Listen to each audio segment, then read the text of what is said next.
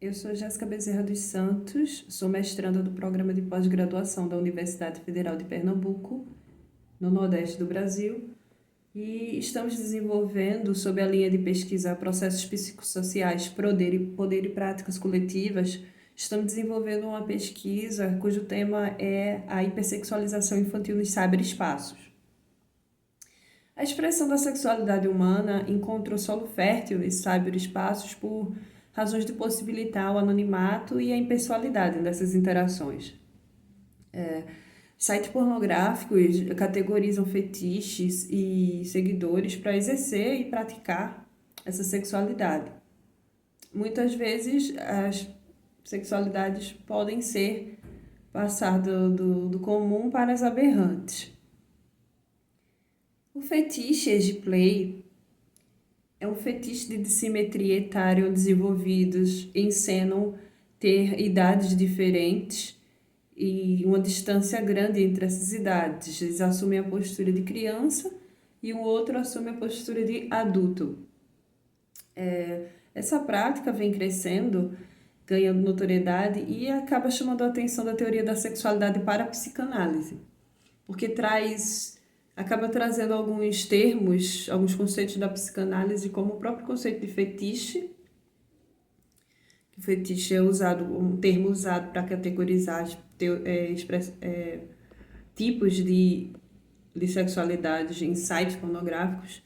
Então, traz conceitos como fetiche, regressão, remete muito o age play à idade de assumir a ideia de assumir a idade de uma criança, remete muito ao conceito da regressão da psicanálise e outros conceitos da psicanálise. Então, atrai a acuidade da teoria psicanalítica por essa questão.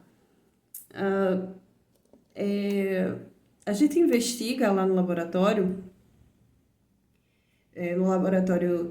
no Núcleo de Pesquisas em Psicanálise da UFPE, a gente está procurando trazer uma teoria psicanalítica sobre o age play para entender, acessando esses sites e entrando em contato com as pessoas que estão adeptas dessa categoria de fetiche, para tentar entender como elas assumem essa sexualidade.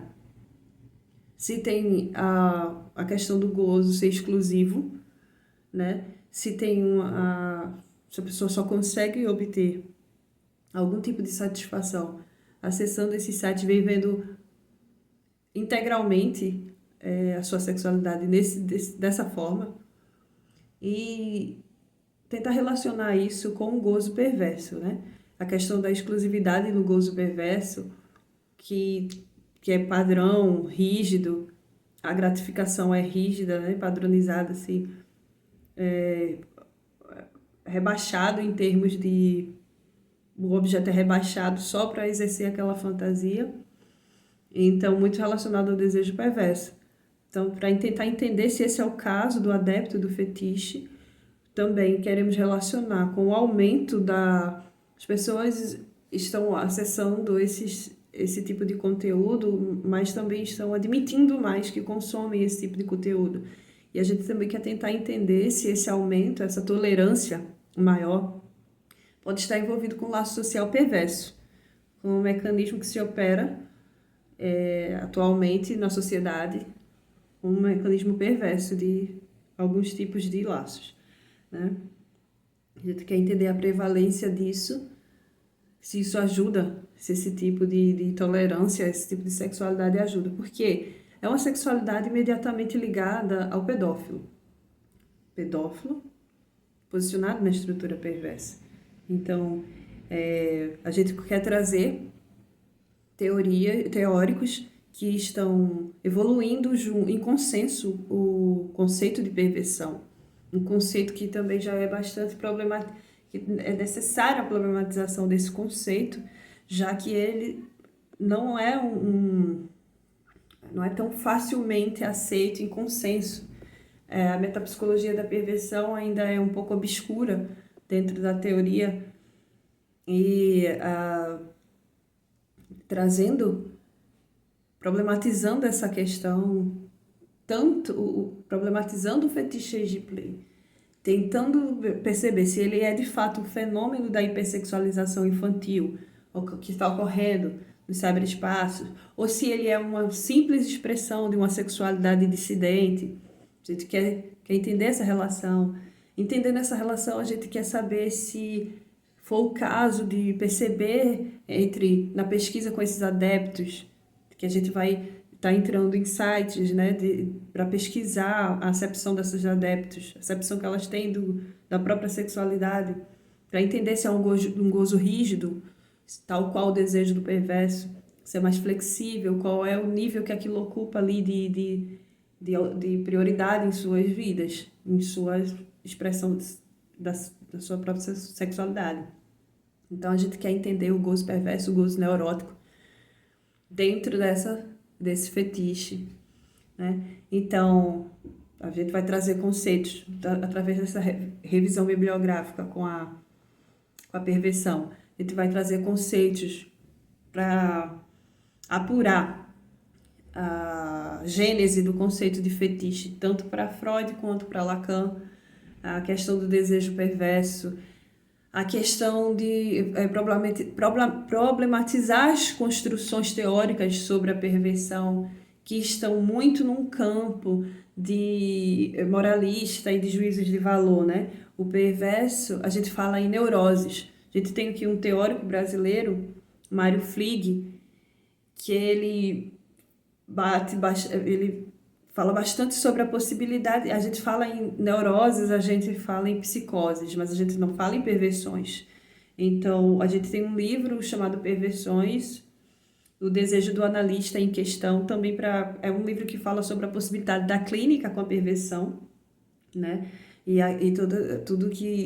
todos os problemas que se traz em se falar de uma clínica da perversão, como o papel do analista na escuta do perverso, né? O perverso sempre vai tentar trazer ali um cúmplice. Enfim, esse talvez seja o objetivo maior dessa pesquisa, trazer uma teoria psicanalítica sobre o age play, mas acabaram-se também percebendo outros objetivos possíveis. Por exemplo, quando se fala em exercer o fetiche no cyberespaço sem que se use o corpo infantil de fato, já que as pessoas envolvidas são maiores de idade, a gente começa a pensar num outro conceito da psicanálise, que é o conceito da sublimação, que a fantasia,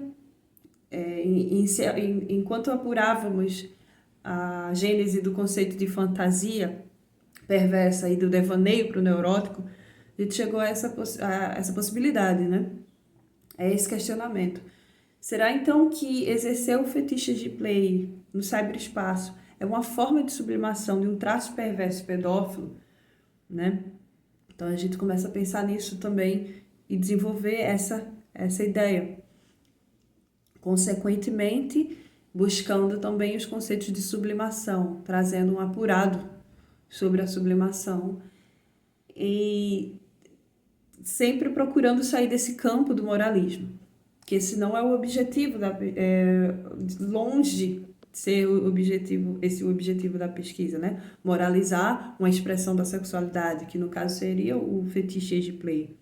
Então, estamos no início da pesquisa ainda, de mestrado, mas já entendemos bastante a pertinência dessa pesquisa, tanto com as questões de crimes cibernéticos, pois a gente também pode se deparar com atitudes de risco, posturas de risco de pessoas que se colocam como adeptas e acabam gravando imagens de si. A gente quer saber quem é que está acessando esse tipo de imagens.